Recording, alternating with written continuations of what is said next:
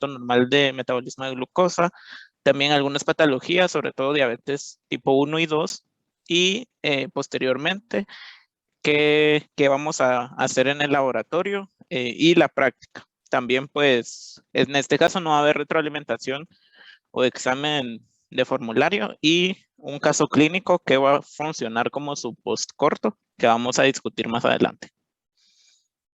Entonces, asociándolo a la actualidad y con el tema de la pandemia, el COVID, hay algunos artículos como este que salió en 2020, en donde también se le ha asociado con posible desarrollo de diabetes mellitus o inestabilidad en el metabolismo de la glucosa. ¿Por qué? Porque la infección de este virus pues aumenta la expresión no solo de citoquinas inflamatorias, como se ve acá, especies reactivas de oxígeno o interleucinas, también de células inmunes, sino también aumenta la expresión del sistema renina-angiotensina-aldosterona, que pues si ustedes recuerdan o si ustedes verán en algún curso de anatomía, pues es el encargado de conservar la presión arterial y otros mecanismos de homeostasis en el cuerpo. Entonces, la mayor producción de esta o activación de este sistema y la mayor producción de angiotensina 2 está asociada a resistencia a la insulina, que posteriormente cuando veamos diabetes vamos a ver que esto puede llevar a hiperglucemia, a daño vascular y con los otros pues también puede llevar a eventos cardiovasculares, trombosis o coagulación intravascular diseminada, que es este DIS. Eso con un poco de la actualidad, igual acá pueden ver las citas si les interesa esto. Este esquema de la izquierda es de este artículo y el de la derecha sí es de un libro de anatomía, pero les sirve para que comprendan un poco más este fenómeno. Ahora en los temas de hoy vamos a ver el metabolismo de carbohidratos. Esta parte va a ser un poquito teórica, pero creo que es bueno que aprovechemos para también repasar algunas cosas que ustedes están viendo en teoría. Entonces, para caer en cuenta, los carbohidratos son la principal fuente de energía en forma de ATP. Entonces, pues por medio de los carbohidratos, ya vimos en la glucólisis que por una molécula de carbohidrato de 6 carbonos se obtienen 2 piruvatos y se obtiene ATP. Y también acarreadores de electrones. Terminología importante que vamos a utilizar son estas hormonas reguladoras, insulina y glucagón. Vamos a ver en qué situaciones es cada una. Glucogénesis y glucogenólisis, esto también ya lo están viendo ustedes en sus clases, que pues el glucógeno es la forma de almacenamiento de los carbohidratos, entonces estas hormonas también afectan la síntesis o degradación de esto.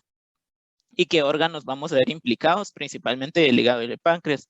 El hígado, que es como este órgano madre, que es el encargado de la mayoría de rutas metabólicas de regulación, y el páncreas, que es este órgano excretor en donde pues va a ser el que secrete las hormonas, insulina y glucagón. ¿Y todo para qué? Para mantener unos niveles normales de glucosa en sangre. Entonces acá lo miramos un poquito mejor. La interrelación entre la insulina y el glucagón.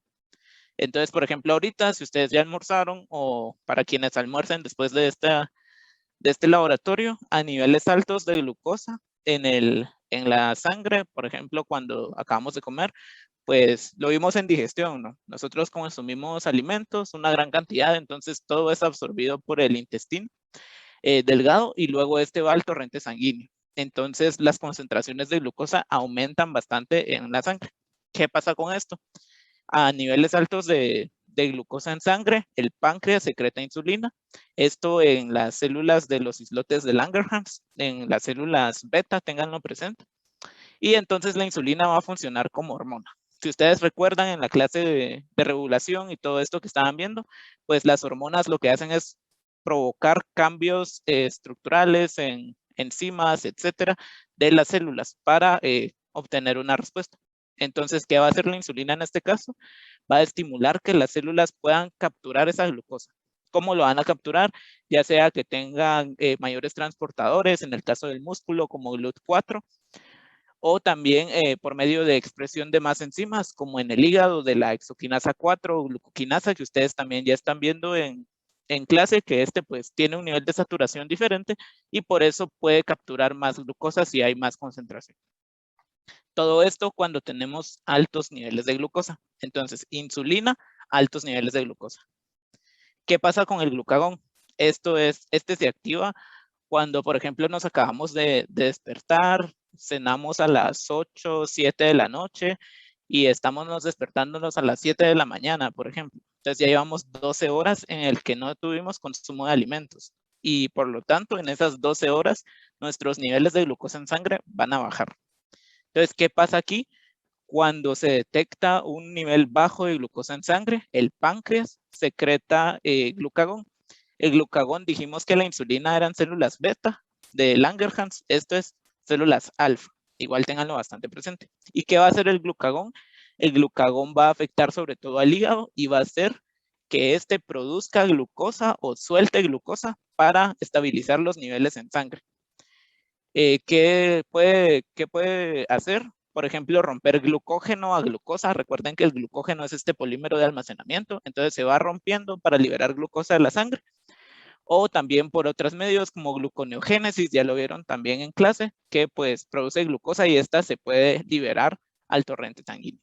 ¿Por qué es importante esto? Hay algunos órganos, ya vimos también en la práctica anterior de fermentación, que solo hacen fermentación o no pueden hacer respiración celular para fuente de energía, dígase eritrocitos en la retina y otros órganos bastante claves, como en el caso del cerebro, no pueden utilizar, solo pueden utilizar carbohidratos y cuerpos cetónicos como fuente de energía. Entonces, por eso necesitamos que nuestros niveles en sangre estén normales para que el alimento y esta energía pueda llegar a los órganos clave. ¿Alguna duda hasta acá?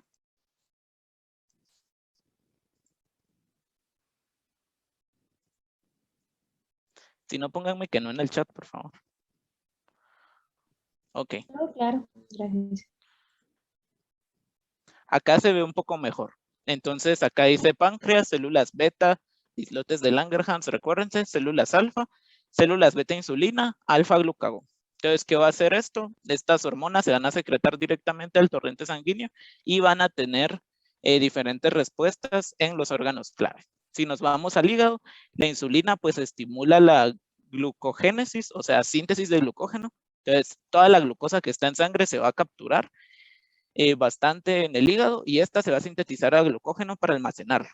También se van a sintetizar ácidos grasos y triglicéridos para igual almacenamiento de energía. Recuérdense que los lípidos pues también son compuestos de alta energía.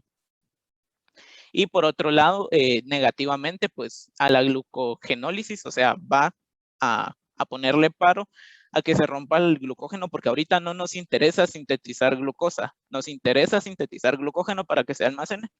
Y de igual manera gluconeogénesis porque no nos interesa tener glucosa, nos interesa destruirla para generar energía.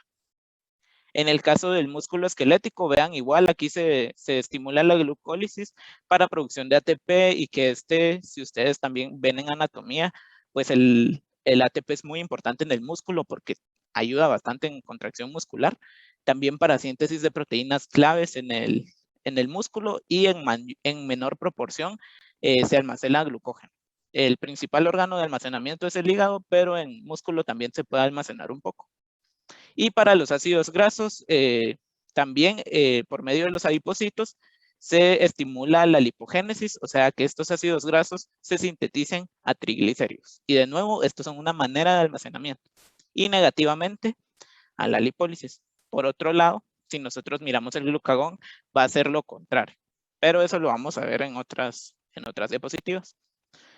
Entonces, ¿cómo son los niveles de glucosa en sangre? Estos deben mantenerse entre 70 y 100 miligramos por decilitro. Estos son los valores normales. Si nos vamos a micromolar, es 0.5 y así lo van a encontrar en Leninger también. Niveles menores a 60 miligramos por decilitro provocan síntomas de hipoglucemia. O sea, aquí ya podemos, como dice el meme de la par, sentimos que estamos temblando, nos puede bajar un poco la presión, sentimos debilidad y es porque no tenemos suficiente glucosa en el torrente sanguíneo y las personas que sufren hipoglucemia pues tienen que mantener una dieta bastante estricta o tener a la mano algún dulce para cuando tengan estos bajones de azúcar. Niveles mayores a 180 miligramos por decilitro provocan hiperglucemia. ¿Qué es esto? Pues es lo contrario. Tenemos una gran cantidad de concentración de glucosa en sangre. Vean acá, si el normal es de 70 a 100 y aquí tenemos 180, pues es 100 veces más que el rango mínimo. Y pues estos ya producen otros síntomas como bastante sed, produce deshidratación, poliuria, que es pérdida de mucha orina. Y esto pues se mantiene regulado gracias a la acción conjunta de las hormonas insulina y glucagón. O sea, en un estado natural, en un estado controlado, la insulina y glucagón van a estar bastante a la par, regulando si necesitamos capturar glucosa si hay mucha o si necesitamos liberar para que se mantenga estables los niveles de glucosa en sangre. Ahora vamos con el páncreas. El páncreas es este órgano secretor, habíamos dicho. Recuérdense que este tiene dos tipos de tejidos. Acá dice los acinos pancreáticos, que eran los encargados de secretar los jugos digestivos, todas estas enzimas proteolíticas y demás que vimos en digestión. Pero los encargados de la secreción de hormonas son los islotes de Langerhans, que secretan acá, vean de nuevo, insulina y glucagón. Un poco más específicos, miramos en el esquema de abajo, células alfa, dijimos glucagón, células beta, dijimos insulina. Y acá pues lo miramos un poquito mejor también, la diferencia de los otros. También existe las células delta, que son las que secretan somatostatina. ¿Alguien tiene alguna duda? Pablo, creo que tienes activado tu micrófono.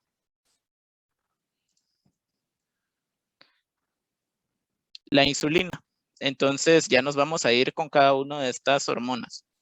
¿Qué pasa con la insulina? Esta es una proteína pequeña con dos cadenas polipeptídicas A y B unidas por un enlace disulfuro y dice que se compone de 51 aminoácidos. Esto lo van a ver ustedes bastante común también.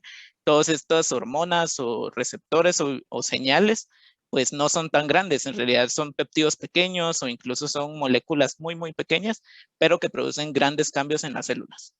¿Cómo se sintetiza la insulina? Primero tiene un precursor monocatenario inactivo que se llama preproinsulina, que es el que miramos acá arriba. Si ustedes pueden ver acá arriba, pues tenemos un solo péptido que tiene una región beta, una región B, una región A y la región C.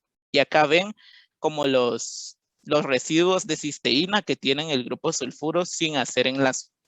Pero ¿qué pasa? Si nosotros por medio de eliminación proteolítica eliminamos la secuencia señal, pues ya tenemos al otro precursor que es la proinsulina. Y vean acá, no solo se quitó la secuencia señal, sino que estos grupos sulfuro también ya están provocando estos enlaces disulfuro. Entonces ya es una molécula un poquito con una estructura más compleja. Y por último, pues también se enciende la región C, que hace que pues ya se dividan estas dos cadenas B y A y se forme ya la insulina activa. Pero lo que realmente es importante que ustedes tengan en cuenta es esto. ¿Cuáles son los efectos de la insulina en el cuerpo? Dijimos que la insulina va a estar activa cuando hay grandes cantidades de glucosa. Entonces, ¿qué hacemos? Queremos que lo capturen las células, queremos que se almacene, queremos utilizar toda la energía que tenemos a la mano. Entonces, vamos a afectar en diferentes tejidos. Vean, acá dice mayor captación de glucosa. ¿En dónde lo va a hacer esto? Vimos en músculo y tejido adiposo por medio de GLUT4, que son estos transportadores dependientes de insulina. Y en el hígado vamos a ver la glucoquinasa, esta expresión aumentada que dijimos que esta enzima pues podía capturar más glucosa y no se saturaba. Por otro lado, la glucógeno sintasa para síntesis de glucógeno. Tenemos que almacenar toda esta energía que tenemos en hígado y en músculo, mayormente en hígado, y por medio de mayor estimulación de glucógeno sintasa. En clase ustedes también ya van a ver o ya vieron cómo funciona la regulación de este. Si aumentamos síntesis, tenemos que disminuir la degradación. Entonces, disminuimos degradación de glucógeno en hígado y en músculo también por medio de disminución de la glucógeno fosforilasa. Esto de nuevo lo van a ver en su clase. Y glucólisis para utilizar toda esta energía para que se vaya a respiración celular, para síntesis de demás moléculas, producción de acetil-CoA por medio de mayor actividad de la PFK1 y la piruvato deshidrogenasa complex. PFK1 en glucólisis, recuerden, y piruvato deshidrogenasa en producción de acetil-CoA. Además, pues síntesis de ácidos grasos, lo van a ver posteriormente en clase, en el hígado por medio de esta enzima y de triglicéridos por la lipoproteína lipasa. Esto en tejido adiposo. ¿Alguna duda sobre qué hace la insulina en el cuerpo?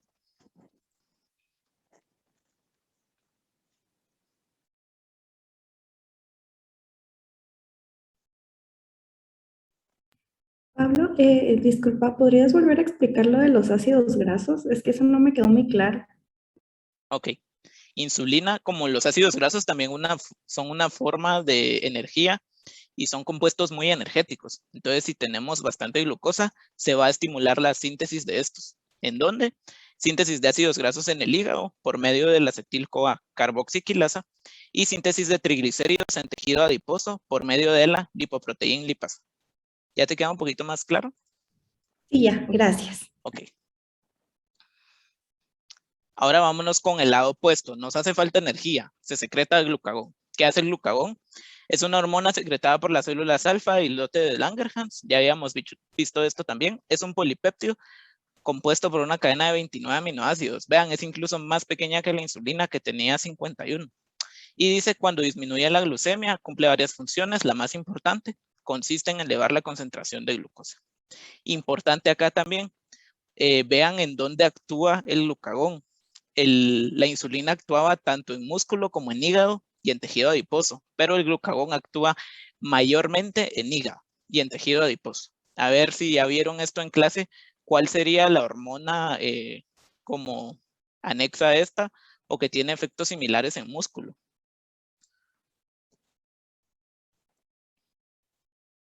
¿Alguna idea? Ahorita envío señalización, ¿lo vieron?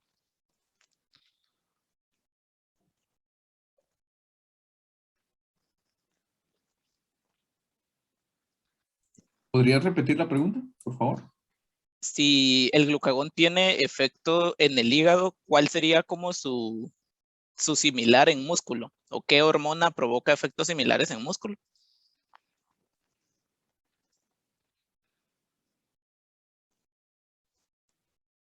Epinefrina, muy bien, Yanis.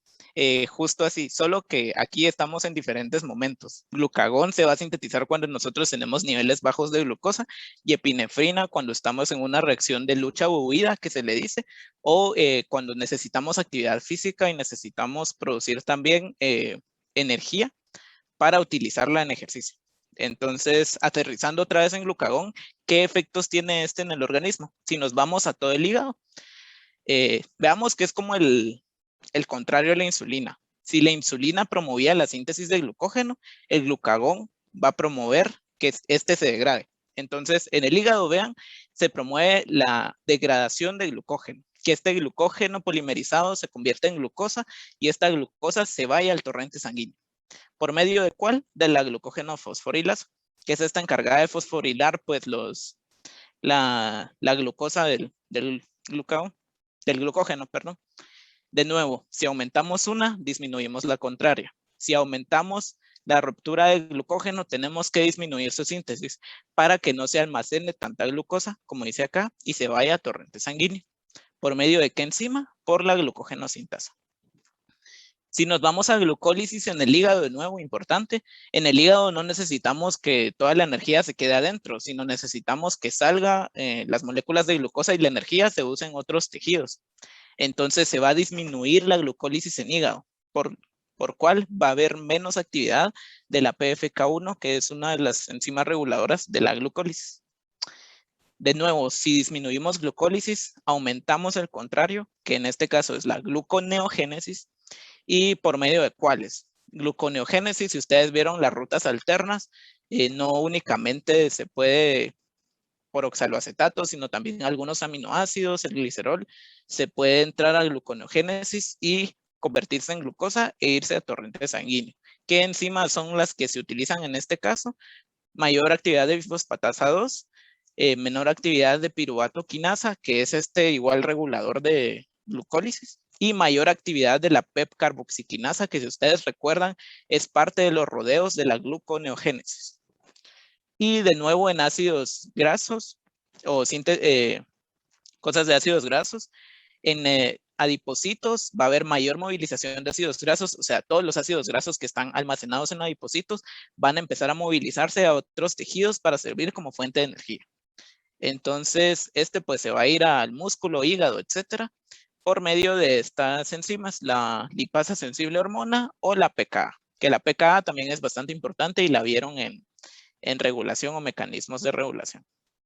Y la cetogénesis. La cetogénesis es otra ruta metabólica que ustedes van a conocer más adelante, que lo que hace es producir cuerpos cetónicos. ¿Por qué? Dijimos que el cerebro únicamente puede utilizar glucosa o cuerpos cetónicos como fuente de energía. Entonces necesitamos que todas estas actividades nerviosas se mantengan estables, por lo tanto vamos a producir cuerpos cetónicos para que haya fuente de energía para el cerebro.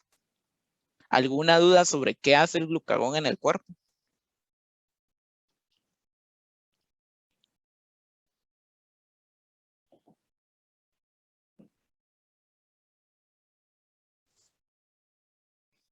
Ok.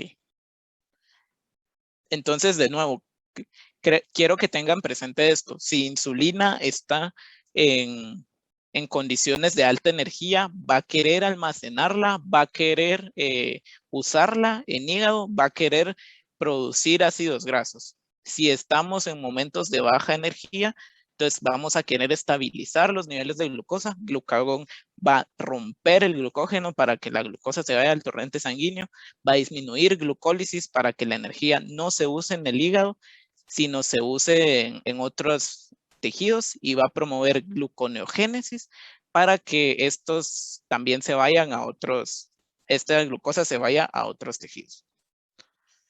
¿Cuál es la interrelación entre la insulina y el glucagón con la glucosa? Acá miramos que de nuevo en condiciones normales estas van a la mano. Si una disminuye, la otra aumenta. Si la otra aumenta, disminuye, etc. Entonces en esta gráfica podemos ver la glucosa en sangre versus la secreción de glucagón. Si nosotros tenemos, por ejemplo, acabamos de comer y nuestra glucosa subió de un rango normal de 70 a 100 a 160, por ejemplo. Entonces vean acá, en este momento o en esta concentración de glucosa, la insulina que se está produciendo es altísima. Aquí dice alrededor de 300 microunidades por minuto. O sea, es una gran cantidad de insulina que se está yendo a los demás tejidos para que se pueda capturar toda esta energía. Por el contrario, si van pasando las horas y nosotros no consumimos ningún alimento, estamos dormidos o estuvimos en la calle todo el día y estuvimos a pura agua, nuestros niveles de glucosa van a bajar. Imagínense que se nos bajen a 60, que ya nos empezamos a tener estos síntomas de hipoglucemia. El glucagón está bastante activo acá. Está alrededor de 4 picogramos por minuto, y lo que está haciendo es romper el almacenamiento de glucógeno para estabilizar el nivel de glucosa en sangre. ¿Entienden esta gráfica o quisieran que la repasemos una vez más?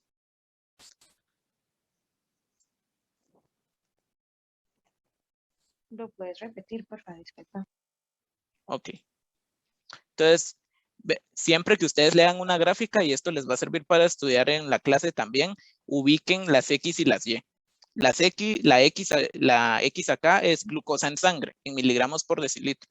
Y las Y del lado derecho es la secreción de insulina, y del izquierdo secreción de glucagón. Entonces, a altos niveles de glucosa en sangre, 240 por ejemplo, hay una alta secreción de insulina. Miren aquí, mayor a 400 miliunidades por minuto. A bajas concentraciones de glucosa en sangre, imagínense que nosotros ya nos estamos muriendo y tenemos menos de 30 miligramos por decilitro de glucosa en sangre. La secreción de glucagón es altísima, alrededor de 7, 8 picogramos por minuto. Entonces se van subiendo o van disminuyendo estas hormonas conforme qué tanta glucosa hay en el torrente sanguíneo. ¿Ya entienden un poco mejor? Sí, gracias. Ok. Bueno, eso sería con respecto a metabolismo normal. Ahora para patologías, pues Cindy, te dejo el micrófono. Gracias, Pablo. No sé si vas a seguir si vas a seguir compartiendo. No, mejor compartí tu, perdón. Ah, bueno. Permítame.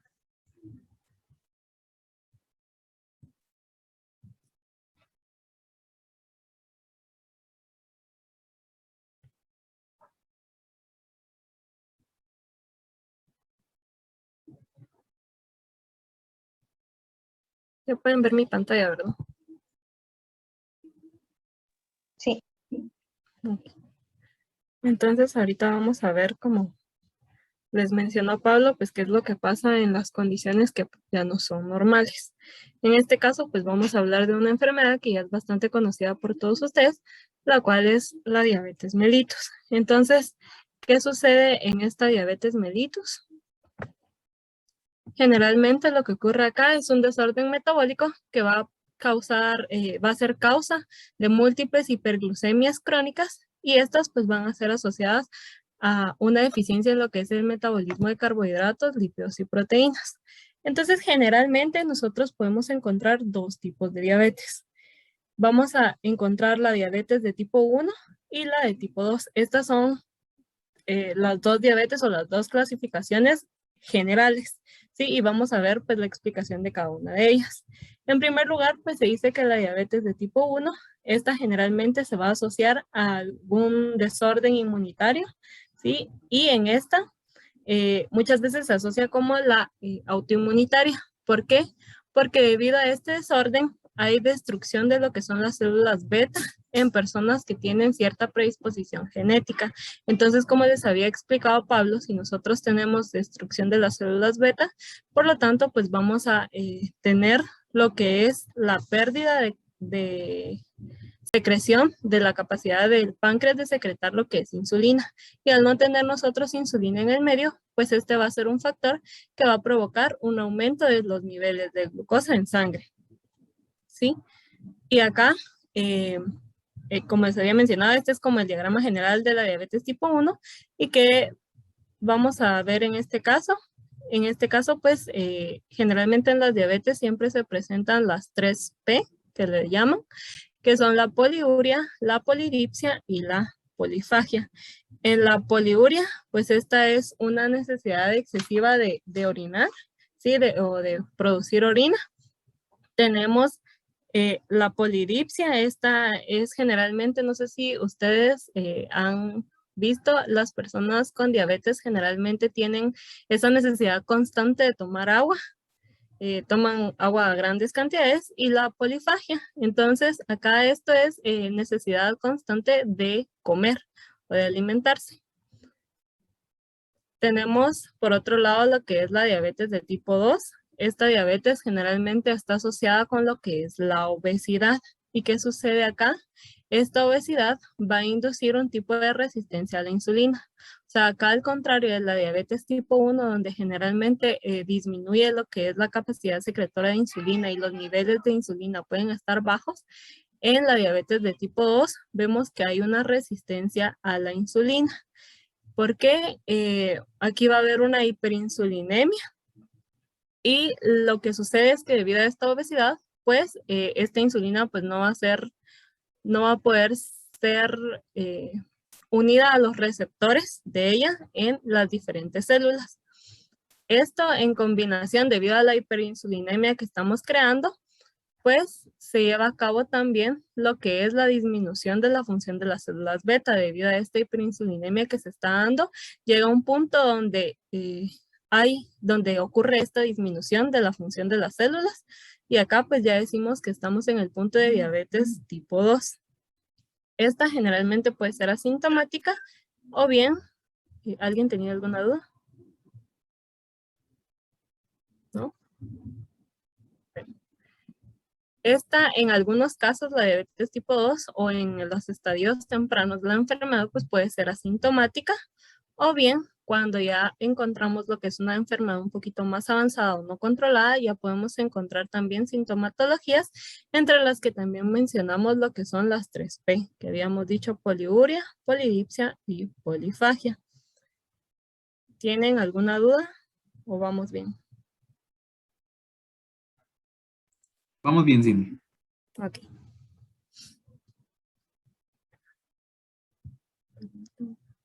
Ok. Entonces, en esta podemos ver un poquito lo que es las diferentes afecciones que produce la diabetes. En muchos casos, pues, la diabetes aquí dice lo que es la destrucción autoinmunitaria, ya que por lo general en la diabetes de tipo 1 nosotros habíamos dicho que teníamos un ataque inmunológico hacia lo que son las células beta. Esta enfermedad puede que no se presente también en estadios tempranos. ¿Por qué? Porque si se dan cuenta, aquí podemos ver lo que es la capacidad de secreción de insulina. Aquí vamos a tener un porcentaje normal y va a haber algún factor, muchas veces hay algún factor que ya desencadena este problema inmunológico, donde entonces ya empieza lo que es la destrucción de estas células. Entonces, puede que en algunos casos pues dure años lo que es el diagnóstico de esta enfermedad o la aparición de síntomas. ¿Por qué? Porque este disparador inmunológico, si no se ha presentado, entonces el paciente se encuentra en buenas condiciones y en producción de insulina. Pero luego de que se da ya este factor, entonces ya empieza lo que es la destrucción de las células. Hay una etapa subclínica donde se puede observar en este punto. Y luego observamos ya lo que son células beta totalmente destruidas. También podemos ver algunos de los otros síntomas que suele presentar las personas con diabetes. Generalmente ellos presentan lo que son retinopatías. No sé si han escuchado, presentan lo que son cataratas o cuando hay ya niveles excesivos o diabetes no controladas, muchas de estas personas presentan lo que es glaucoma. También en estas personas pues se da mucho lo que es que ellos sufren generalmente heridas y debido a las altas cantidades de glucosa pues esto influye mucho a que pueda infectarse rápido esta herida y que generalmente hay muchas personas con estos problemas que requieren de lo que son amputaciones de las extremidades. Ahora vamos a hablar un poco de lo que es la relación de la diabetes con la función renal. Generalmente, muchas de las personas que son diabéticas y no tienen los cuidados adecuados tienen predisposición a padecer de afecciones renales. ¿Por qué? Porque si ustedes se dan cuenta, generalmente en orina, nosotros no debemos de encontrar glucosa, ya que esta glucosa se reabsorbe en el túbulo renal, como lo dice acá. Toda la glucosa del filtrado se va a reabsorber. Y en condiciones normales, el riñón va a poder filtrar hasta 180 gramos de glucosa al día. Pero al nosotros exceder este umbral renal, que es que es capaz de filtrar el riñón, entonces ya se empiezan a encontrar lo que son trazas o ciertas cantidades de glucosa en orina, donde esto nos empieza a decir que pues ya se empieza a ocasionar lo que es un daño renal y también que puede dar, también se relaciona mucho también con los controles de concentración que se tenga en sangre. Entonces acá, como les había mencionado, el riñón puede filtrar. Es importante que ustedes siempre tengan en cuenta lo que es el umbral renal. Este umbral renal dice que el riñón puede filtrar hasta 180 gramos de glucosa al día y que casi toda la glucosa de este filtrado va a ser reabsorbida en el túbulo renal. ¿Qué quiere decir esto? Que nosotros no vamos a encontrar glucosa en orina en condiciones normales. Lo que les mencionaba, cuando este valor sube, la glucosa excedente, pues ya se va a encontrar la glucosa que ya excede de este umbral renal, ya la vamos a encontrar nosotros en orina.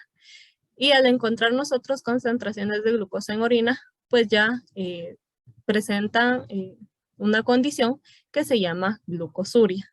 ¿Sí? Entonces este es un término bastante importante y que también deben de tener muy en cuenta. ¿Está todo bien hasta acá?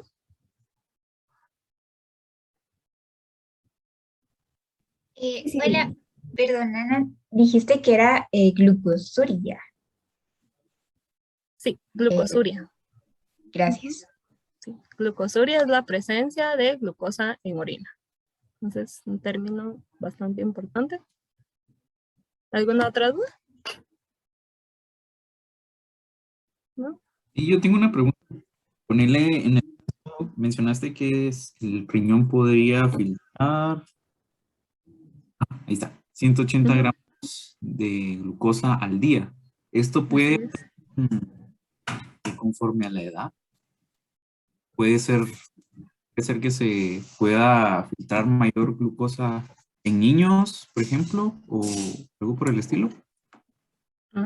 Puede que no en niños. Este umbral podría cambiar generalmente en lo que son adultos. O sea, adultos mayores ya podríamos encontrar otro tipo de umbral.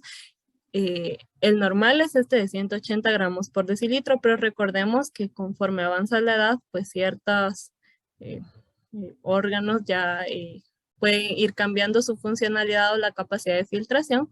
Entonces, este umbral podría cambiar un poquito en lo que son personas ya mayores, pero estamos hablando ya de personas de tercera edad. En niños y en adultos, el umbral es el mismo. Ok, gracias. Bueno, ¿alguna otra duda?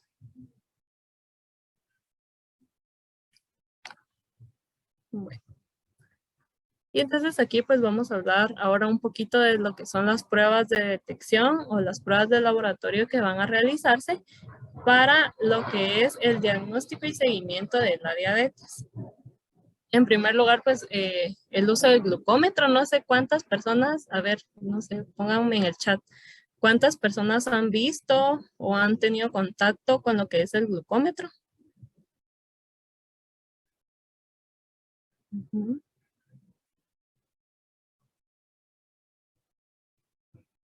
Ok. Sí, Jocelyn, ¿tenías alguna duda?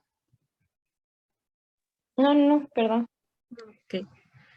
Bueno, entonces pues el glucómetro, e inclusive creo que han visto todos en televisión que hay bastantes anuncios promocionando también este instrumento y este pues vamos a aclarar que el glucómetro pues ayuda muchas veces a lo que es el seguimiento o el control de las personas con diabetes. Este instrumento pues no va a ser para diagnóstico, ya debido a que la precisión y exactitud no va a ser la misma que las pruebas que se realizan en un laboratorio. Además, pues este es un instrumento que el resultado pues no va a ser avalado por un profesional como lo es el químico biólogo, ¿sí? Y únicamente tengamos claro que es un instrumento de seguimiento, ¿sí? Además, puede que con el tiempo, o el uso, dependiendo también de las tiras que utilicen, este puede tener ciertos errores porque como les mencionaba, la exactitud y la precisión que este utiliza pues no va a ser la misma que una prueba de laboratorio, ¿sí? En primer lugar, pues vamos a ver algunas de las indicaciones para usar el glucómetro. Me imagino que las personas que dijeron que han conocido el glucómetro, pues probablemente tuvieron lo que es el uso, la oportunidad de utilizar este instrumento. Generalmente, primero pues se inicia el glucómetro, se enciende y para ello, para utilizar el glucómetro, pues generalmente se hace pinchones en lo que son los dedos anular o medio. Entonces hacemos lo que es una limpieza. Utilizamos estos dedos anular o medio porque como son dedos un poquito de menos uso y a veces el pinchoncito con la lanceta sí puede generar cierto dolor que puede permanecer por algún tiempo. Entonces se utiliza de preferencia estos dedos. Se pincha con la lanceta estéril para obtener una gota de sangre. Siempre es importante que al momento de utilizar lo que es el glucómetro, pues se pinche sin miedo, ya que lo que nosotros queremos es obtener una buena gota de sangre, porque este puede ser otro factor para no obtener una buena medición de glucosa, ya que en algunas ocasiones puede que se pinche con miedo, no se obtiene la suficiente cantidad de sangre y este puede marcar, al momento de querer nosotros hacer la lectura, puede marcar un error o bien tal vez cantidades que no son las correctas. Entonces siempre pinchar con la lanceta sin miedo para obtener esta mejor gota y evitar un segundo pinchazo. Luego esta gota de sangre pues la colocamos en un área de la tira reactiva, perdón, que ya está como indicada. Y se agrega la gota de sangre, se coloca la tira en el glucómetro y se anota lo que es la concentración de glucosa. Luego pues con las trazas de sangre que quedan en el dedo pues se limpia nuevamente el área. Y esto nosotros generalmente en laboratorio pues hacíamos que ustedes hicieran una curva de glucosa con este instrumento. Entonces, por eso es como importante que ustedes sepan lo que es la funcionalidad, ya que en el laboratorio pues hubiésemos tenido que usar este glucómetro, cosa que tampoco era como muy cómoda porque las personas que tenían que hacerse este estudio se imaginan cuántas veces teníamos que pinchar, ¿sí? Ahora bien, además del glucómetro, el uso del glucómetro que les había dicho, nuevamente es una prueba de seguimiento, no es diagnóstica. También tenemos lo que es la hemoglobina glicosilada. ¿Cómo obtenemos esta hemoglobina glicosilada? Esta se obtiene de lo que es la reacción de condensación del grupo aldehído que presenta la glucosa y uno de los grupos amino terminal de la hemoglobina. Entonces, en este caso se da lo que es una reacción entre ambos donde se une esta glucosa a la hemoglobina y tener en claro que este fenómeno o esta reacción pues no es de tipo enzimático. Esta unión ocurre irreversiblemente. Y en esto pues tenemos la oportunidad de que si ustedes recuerdan, no sé si lo han visto en algún curso, pues generalmente los eritrocitos tienen un tiempo de vida de 120 días. Entonces, ¿qué quiere decir esto? Que, por ejemplo, la glucosa se une a mi hemoglobina de este eritrocito y esta glucosa pues va a permanecer ahí unida los 120 días que dure de vida este eritrocito. Además, ¿cómo voy a saber yo o por qué es significativa esta prueba? Porque el nivel de glicosilación, que quiere decir de unión de glucosa a este grupo amino, va a ser directamente proporcional a las concentraciones de glucosa que yo tenga en sangre durante estos 120 días. Esta es una prueba muy utilizada. Por ejemplo, no sé si ustedes han escuchado que dicen que a veces el paciente diabético hace trampa, que por ejemplo, no evita tener las dietas adecuadas durante todos los días en que no les toca análisis y ya cuando le va a tocar algún análisis, pues ellos ya cambian sus hábitos alimenticios para que sus análisis salgan bien. Entonces, esta prueba pues tiene la ventaja de que si se dan cuenta, mis eritrocitos duran 120 días, estos son casi 4 meses, donde yo voy a poder ver cómo ha ido evolucionando la diabetes de este paciente durante este tiempo. Entonces es un gran rango de tiempo y por esto es tan útil esta prueba. Generalmente la expresión de la hemoglobina glicosilada es en porcentaje. Como tenemos en este cuadro, si se dan cuenta, pues tenemos ciertos niveles de porcentaje que van a ser proporcionales a ciertas concentraciones de glucosa que pueda tener en sangre. Lo ideal es manejar lo que es una hemoglobina glicosilada menor al 6%. ¿Por qué? Porque esto equivale a más o menos 126 miligramos de glucosa, miligramos por decilitro de glucosa. Y si se dan cuenta, pues generalmente en ayunas presentar mayor a esta cantidad ya es un indicio o sospecha de diabetes. Entonces, lo que se busca en personas normales es que tengan un nivel menor a 6% y ya en diabéticos pues se va evaluando de acuerdo a los distintos porcentajes. Ellos también tienen un nivel en el cual deberían de encontrarse y como les digo aquí pueden ver los diversos porcentajes de hemoglobina glicosilada y la concentración de glucosa a la cual equivalen.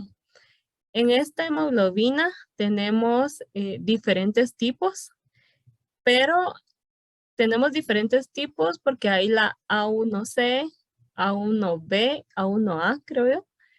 Y esto es dependiendo del sacárido que pueda unirse a la hemoglobina. En este caso, cuando ustedes vean algún examen de hemoglobina glicosilada, siempre va a especificar hemoglobina glicosilada A1C, ¿Por qué? Porque este tipo de hemoglobina es la que puede unir específicamente lo que es glucosa. Entonces, por ello es que siempre se acompaña de esta sigla A1C. Sí, y aquí pueden ver la reacción que se lleva a cabo, donde vamos a tener el grupo aldehído que va a reaccionar con el amino terminal de la hemoglobina para formar este compuesto o esta glicación de lo que es la hemoglobina. ¿Quedó claro lo que es la hemoglobina y su uso y por qué es más efectiva? También mencionar que la hemoglobina glicosilada tampoco es una prueba diagnóstica de diabetes. Esta hemoglobina glicosilada es una prueba de seguimiento de pacientes que han sido confirmados como diabéticos. ¿Dudas?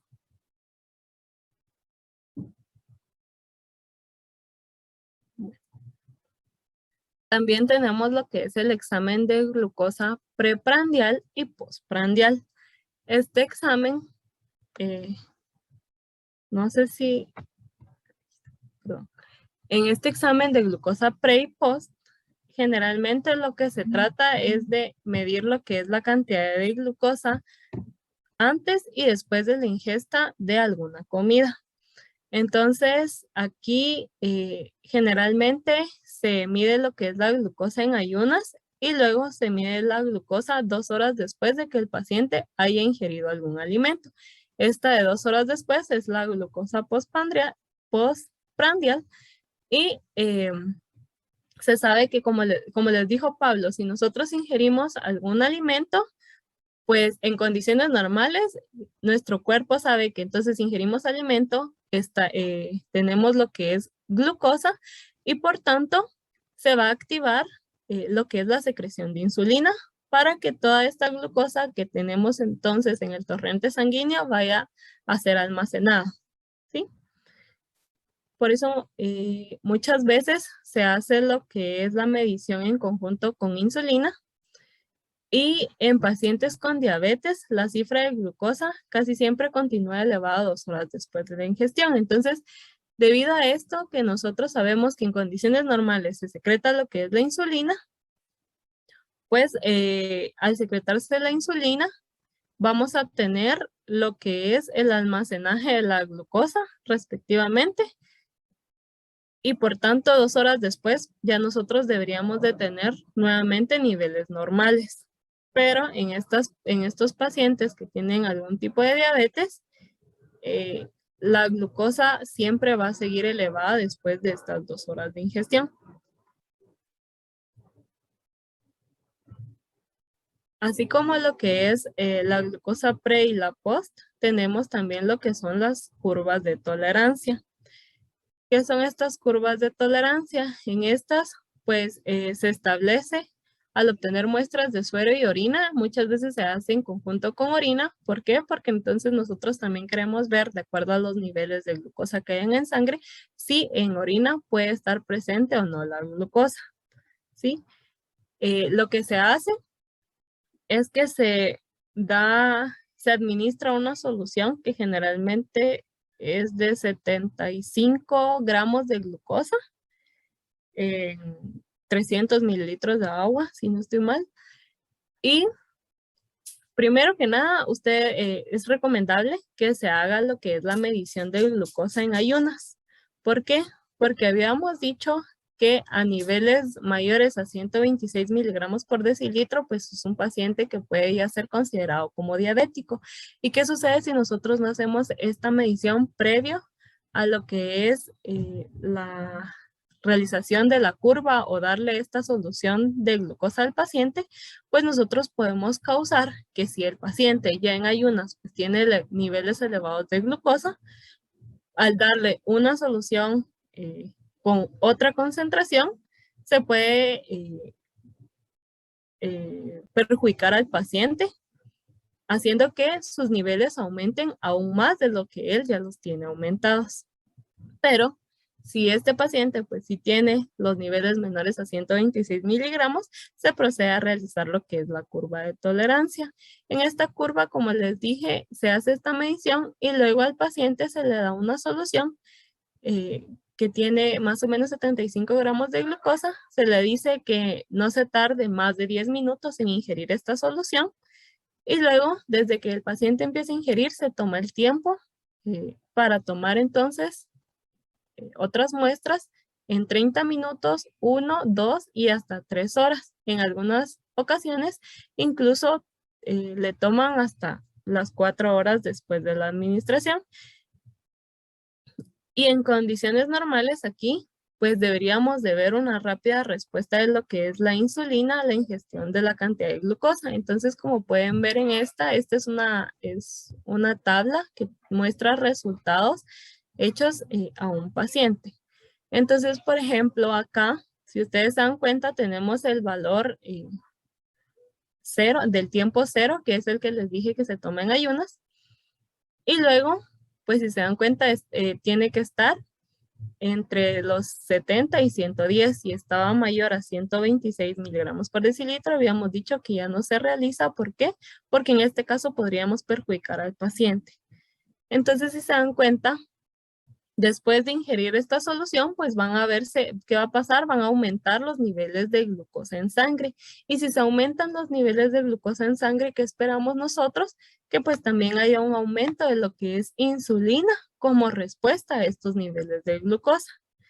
Y así, pues conforme va avanzando el tiempo, va a llegar un pico donde vamos a tener como los mayores niveles de glucosa y por tanto también los mayores niveles de insulina.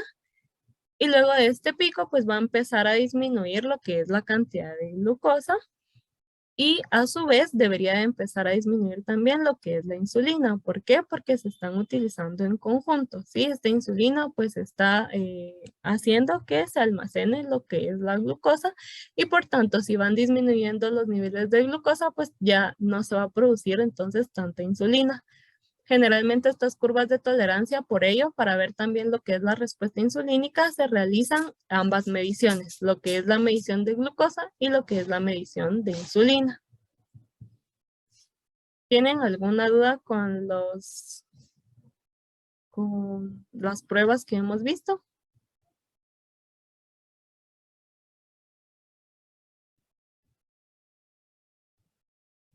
¿No?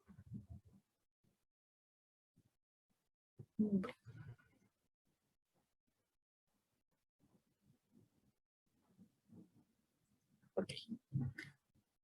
Entonces, otro de los factores importantes, a ver acá, es lo que es el índice de masa corporal. ¿Qué es este índice de masa corporal? Esto pues va a ser una correlación directa en lo que es el sobrepeso, obesidad y algún riesgo de alteraciones en el metabolismo de la glucosa. ¿Por qué? Porque como habíamos dicho, en el caso de lo que era la diabetes tipo 2, generalmente esta puede ser desencadenada por lo que es la obesidad en los pacientes y por tanto es importante lo que es la determinación del índice de masa corporal. ¿Cómo encontramos este índice de masa corporal?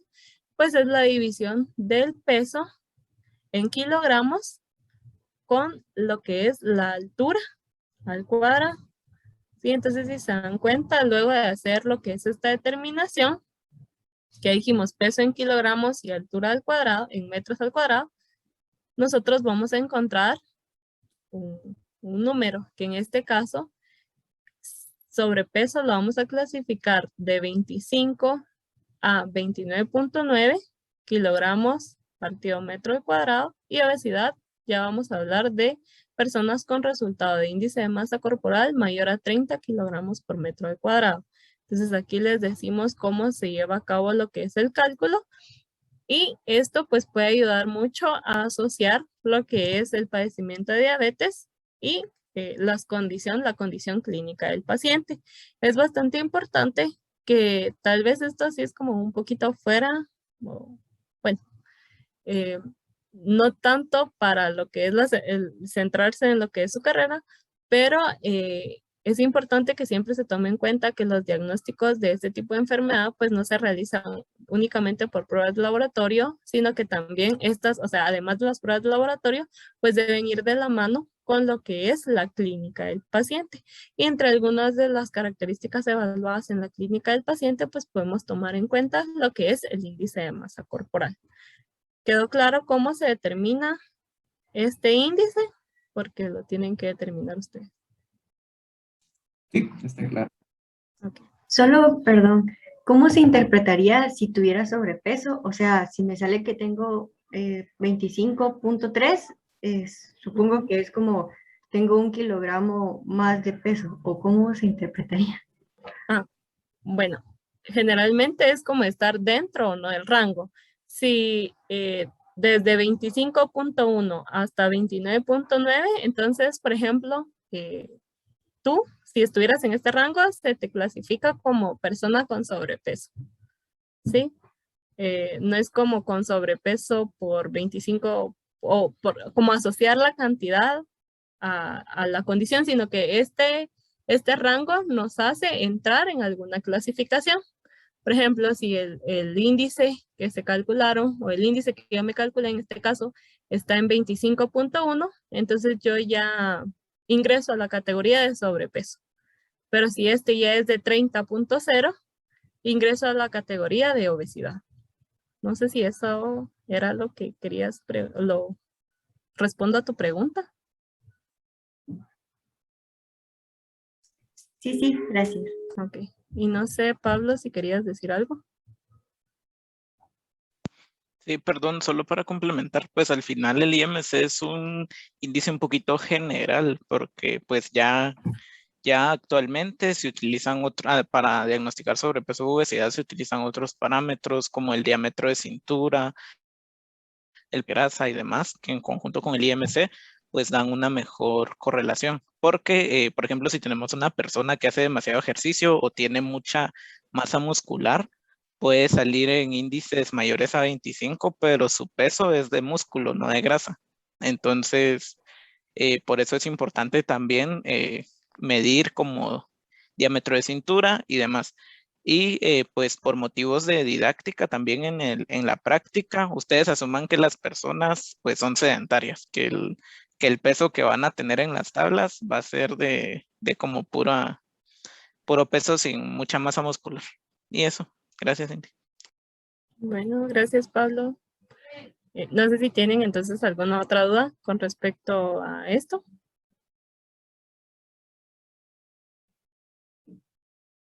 ¿No?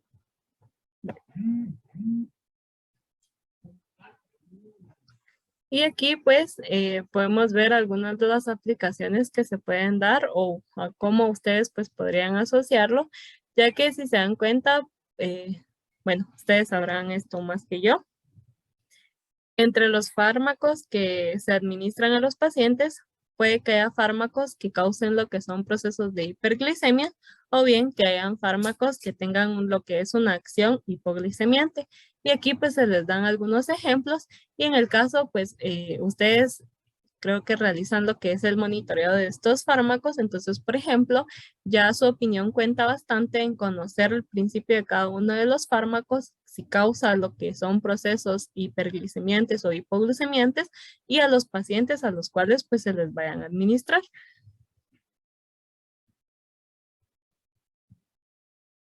Abajo de 25 se considera una persona normal. No es con sobrepeso. Creo que la clasificación era normal.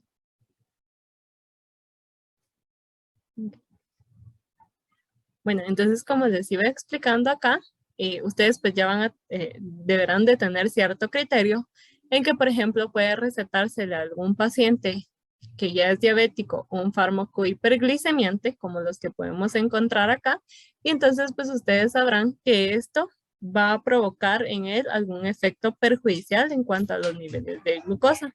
Por tanto, aquí pues ustedes deben de tomar en cuenta bastante este tipo de clasificación o la acción que tendrán los fármacos asociado a la clínica de los pacientes con los que puedan estar trabajando.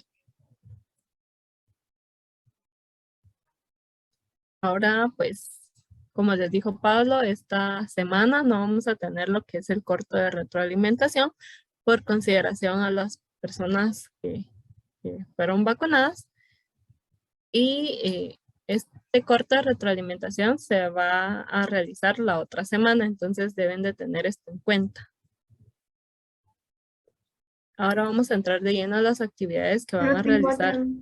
perdón, es que fíjate que ahí decía que el corto de mañana es a las 12:10, creo, de 2, perdón, a 2:10, si no estoy mal.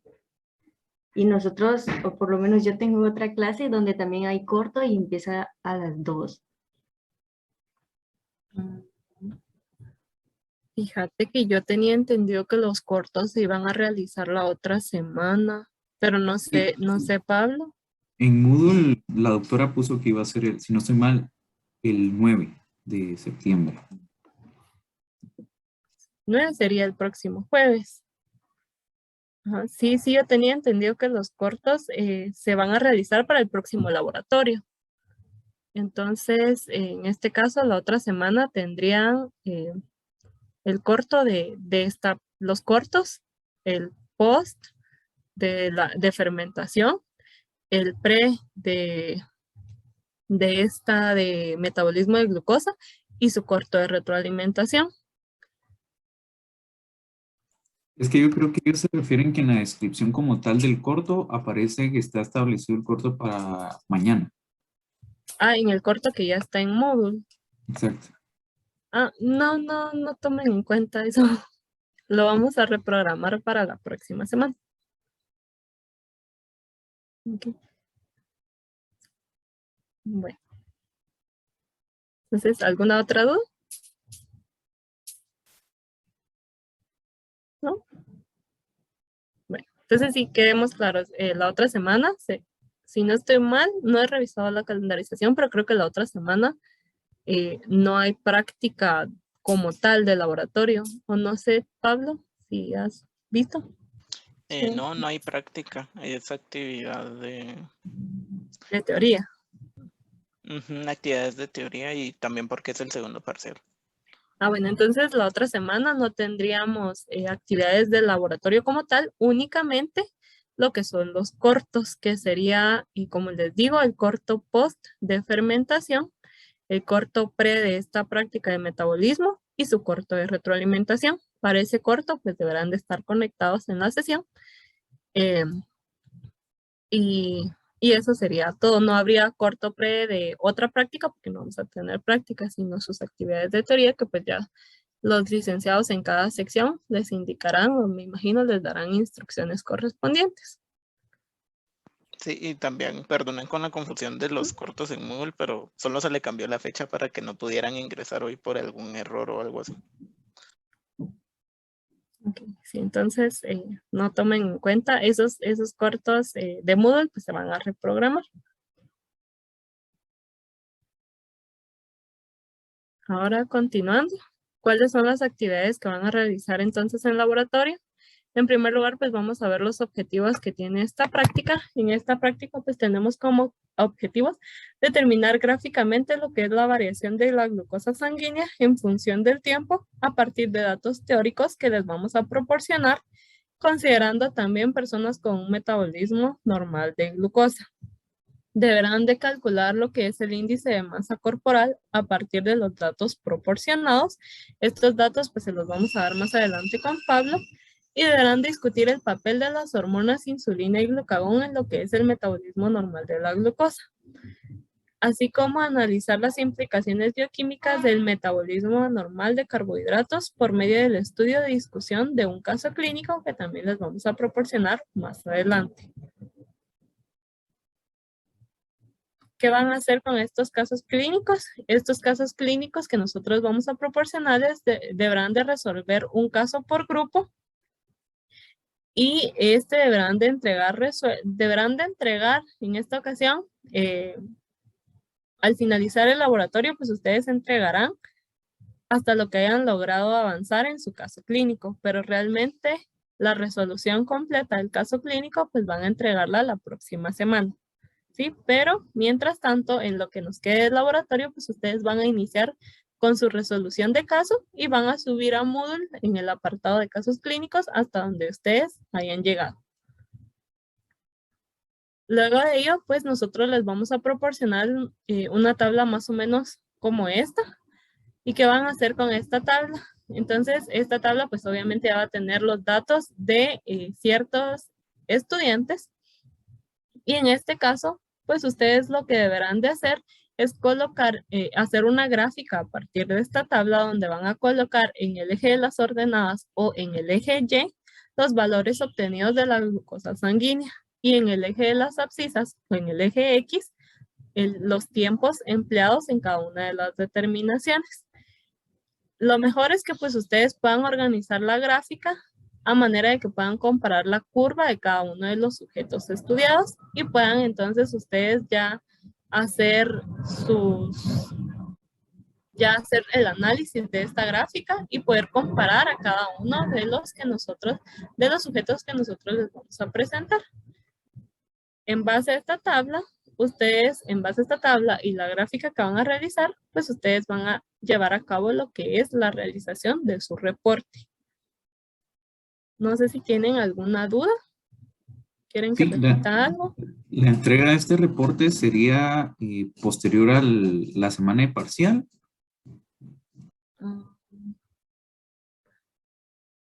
Yo creo que... Buena pregunta. Sí. Porque si es así, nos ayudarían un montón. Sí, La lo otra vamos semana a- son sus parciales. Es el Sí, martes, creo. Lo vamos a consultar con los licenciados para ver si lo podemos dejar para la próxima. Pero seguramente sí, como para el primer parcial se les corrió un par de días. Entonces, lo más seguro. Sí, sí, Ok, probablemente gracias. sí. Igual les vamos a avisar en Moodle cualquier cambio para que ustedes pues estén enterados. ¿Tienen alguna otra duda?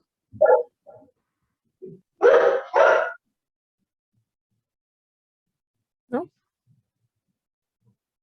Bueno. Sí, sí, no, de verdad lo vamos a tomar muy en cuenta. Yo sé que la semana de parciales es bastante pesado. Y como les dijo Pablo, no creo que vaya a haber problema con que entreguen el reporte después de la semana de parciales. Pero igual después de que consultemos les vamos a notificar vía Moodle. Entonces, creo que eso sería todo. Solo es de repartir los casos. Recording stopped.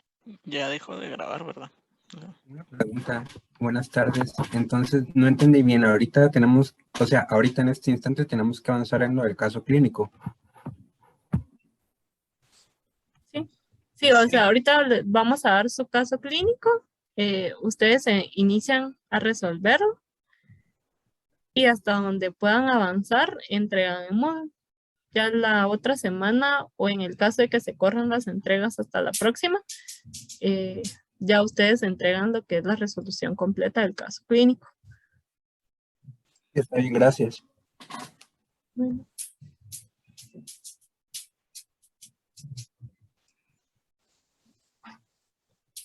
Entonces solo quizá dejen una persona por grupo deje los correos en el chat de Zoom y vamos a mandárselos por correo. Igual si ustedes, como dijimos, pues tienen que avanzar un poquito. Entonces estamos creando salas de Zoom para que se metan por grupos de laboratorio. Y con Cindy vamos a ir saltando entre los grupos para cualquier cosa.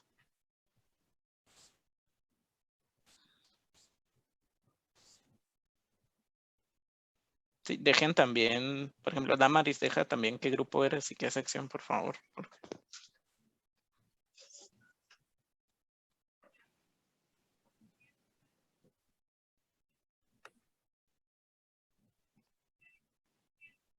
Ok.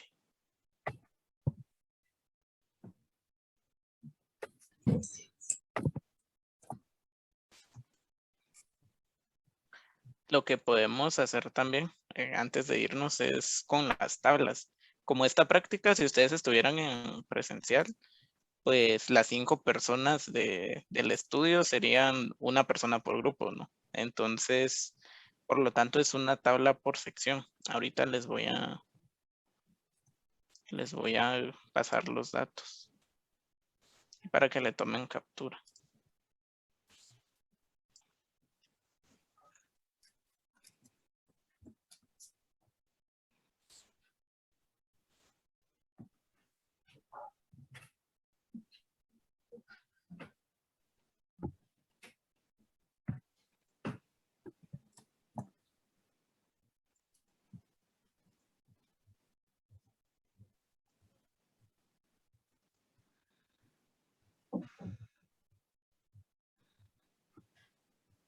Ahí estamos jueves, ¿verdad?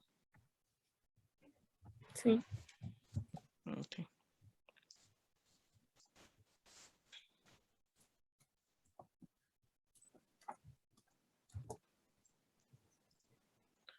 Entonces, solo rápidamente, para los de la sección C, sus datos son estos. Entonces, tomen la captura, por favor.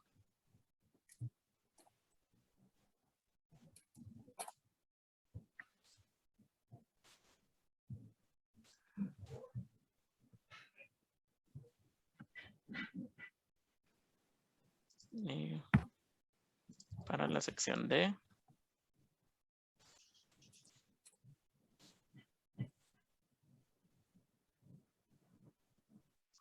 sus datos son estos.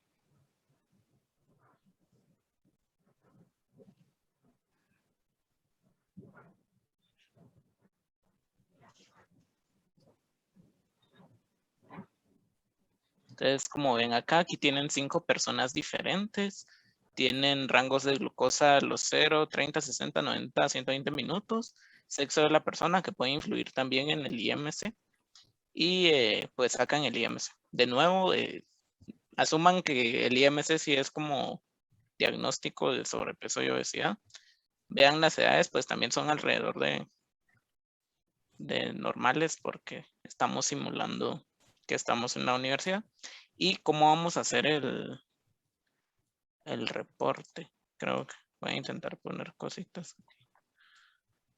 Ay, esto no es. Entonces, aquí, como explicó Cindy, tienen que hacer una gráfica en donde en la X van a poner el tiempo. Entonces, imagínense, aquí es 0 minutos, 30 minutos, etcétera. 120 en el último, creo. Y aquí pues concentraciones de glucosa, si está a 70, si está a 100, etcétera. Y entonces lo que tienen que hacer es que en la gráfica se compare bien esto. Para esta gráfica, como es un poco grande, sí no la hagan a doble columna, sino pueden dejarla una única columna. Y entonces, por ejemplo, las estrellitas es el individuo 1. Entonces, a 0 minutos tenía 75, a 30 tenía 105, 110 y luego bajó. Y en la misma gráfica comparan el otro, vean el 2, dice que está 99 acá, 121 está bastante alto y así.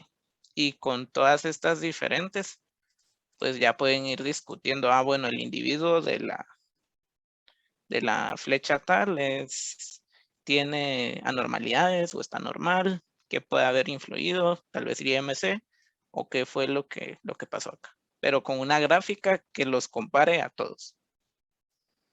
¿Alguna duda sobre esta gráfica?